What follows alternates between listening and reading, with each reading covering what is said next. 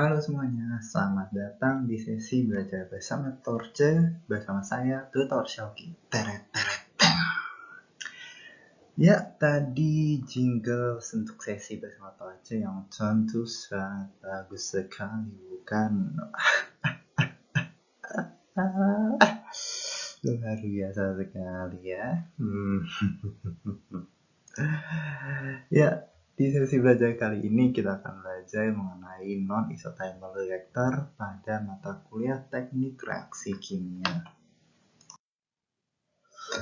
Nah, sebelumnya, apa itu non-isothermal reactor? Non-isothermal reactor adalah suatu reaktor yang non-isothermal. Wah, pasti sudah sangat jelas sekali, bukan? Jadi, non-isothermal reactor adalah reaktor yang pada umumnya seperti biasa, tidak ada yang spesial. Namun, kalau biasanya kita di soal-soal itu mengasumsikan nilai suhu. Nah, kalau di sini kita tidak mengasumsikan, tapi kita lihat aktualnya apakah betul tetap atau berubah-ubah. Nah, kayak gimana contohnya? Jadi anggap aja ada reaksi seperti ini ya. Ada A menjadi B dengan panas reaksi sebesar 100 kJ per mol. Nah, reaksi ini eksotermik karena ada tanda minusnya di delta H-nya.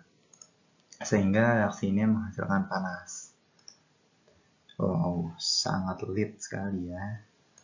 Nah, kalau dibiarkan terus, reaksi berjalan seperti itu saja, maka ada api-api yang terjadi dan akan menyebabkan suhu meningkat drastis.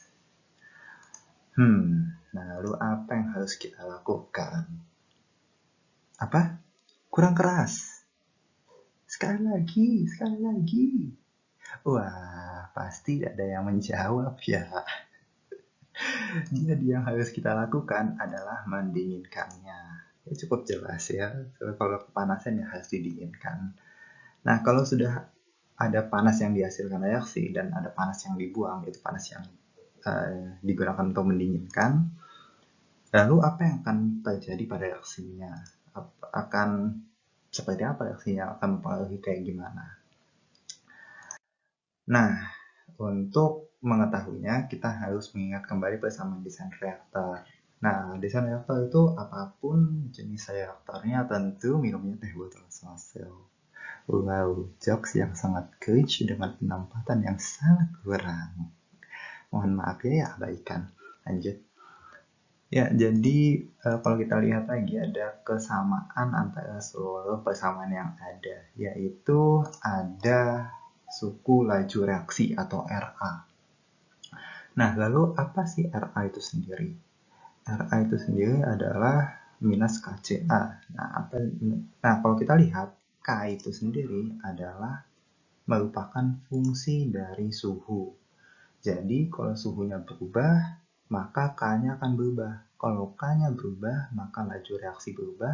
Dan laju reaksi berubah akan mempengaruhi yaitu dCA per dt, dFA per dV, dFA per dW, dan lain-lainnya. Sehingga pada ujung-ujungnya akan mempengaruhi konversi.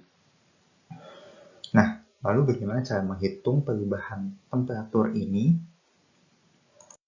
Nah, sekarang kalau kita lihat, ini kita ambil contoh aja reaktor PFR.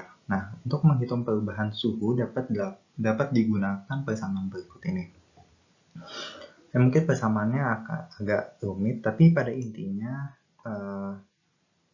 persamaan ini adalah fungsi dari beberapa keadaan, yaitu fungsi dari beberapa action, mungkin bisa dibilang action.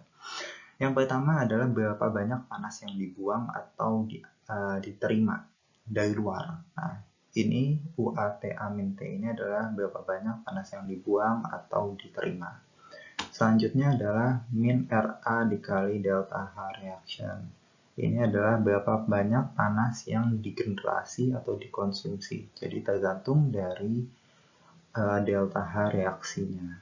Dan yang ketiga adalah yang suku di bawah ini. Pada dasarnya ini adalah berapa banyak kemampuan dari si fluida untuk menahan panas. Karena ada fungsi Cp di sini. Nah, Ketika kita menggabungkan antara persamaan ini dengan persamaan desain yang sebelumnya, maka akan didapatkan profil seperti ini. Nah, akan didapatkan profil seperti ini. Di sini dapat kita lihat bahwa suhu akan berbeda-beda tergantung dengan volumenya dan juga akan mempengaruhi konversi.